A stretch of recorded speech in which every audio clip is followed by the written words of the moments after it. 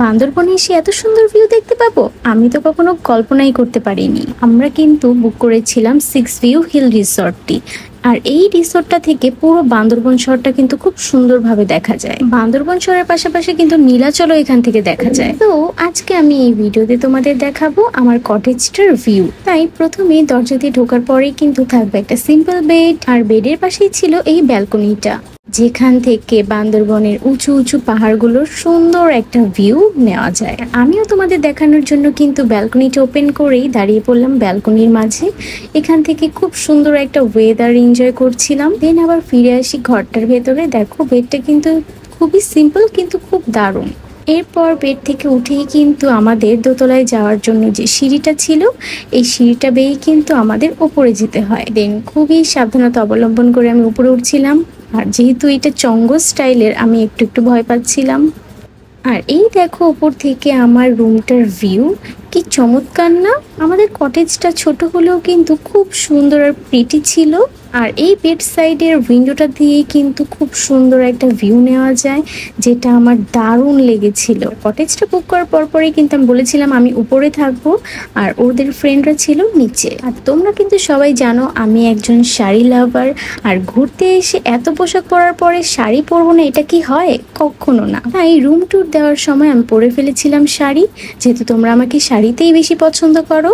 আর এখানে বসে প্রাকৃতিক সৌন্দর্য উপভোগ করার সময় আমি মিস করছিলাম আমার বইগুলোকে, আর পাশাপাশি 1 কাপ দুধ চা খাওয়া এবং গল্পের বই পড়ার সময় যেহেতু এখানে ছিল না, যেহেতু এরপরে আমরা আরেকটা স্পটে যাব, এর জন্য খুব তাড়াতাড়ি শাড়িটা পরে আমি এই পুরো ভিলাটা ভিউ করছিলাম। আমাদের রুমের থেকে বের হওয়ার পরে যে মেইন জায়গাটা আছে, সেখানে কিন্তু একটা দোলনা ছিল। আর এই কটেজের দোলনাটাই কিন্তু আমার অনেক বেশি পছন্দ হয়েছে, আর আমার একটা ফেভারিট পার্ট ছিল এই দোলনাটাই।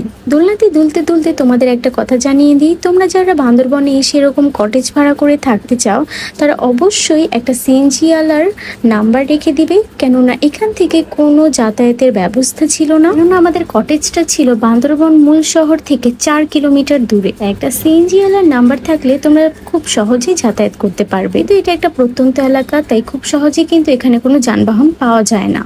আর এটা ছিল আমাদের কটেজের একদম ফ্রন্টের পার্টটা। আর ঢোকার পরেই তোমরা দেখতে পাবে এখানে লাভ শেপের সুন্দর একটা ভিউ এনজয় করার জন্য সিট রয়েছে। আর এখানে বসেই কিন্তু আমি এই পুরো ভিউটা এনজয় করছিলাম, যেটা তোমরা অনেক বেশি পছন্দ করেছিলে। এরপর আমার কটেজের বাপাশে ছিল আরেকটা সিঁড়ি, যেটা উপরে ছিল সুইমিং পুল। আর কি হচ্ছিল, এখনো কমপ্লিট হয়নি, হয়তো ইন ফিউচারে হয়ে যাবে। আমরা পাইনি দুর্ভাগ্যবশত, আমরা এটা উপভোগ করতে পারলাম না। নেক্সট আসলে আবার উপভোগ করতে পারবো। এইখান থেকে অনেক সুন্দর একটা ভিউ নেওয়া যাচ্ছিল, যেখানে আমি অনেক টিকটক করেছিলাম। আর ফুল দেখেই তো আমার ফুল ছিঁড়তে হবে, কানে গুঁজতে হবে, এই অভ্যাসটা তো আমি পাল্টাতেই পারি না কিছুতেই। দেন একটা ফুল ছিঁড়ে কানের পিঠে গুঁজে নিলাম। ফুল কিন্তু আমার বরাবরই খুব পছন্দ, যেহেতু আমি কলি, ফুল পছন্দ না করি কি আর পারি। এরপর সিঁড়ি বেয়ে ওপরে উঠে গেলাম।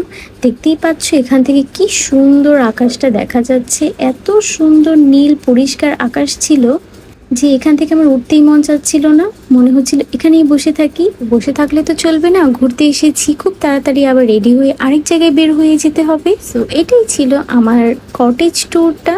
তোমাদের কেমন লেগেছে অবশ্যই কিন্তু কমেন্ট করতে ভুলবে না।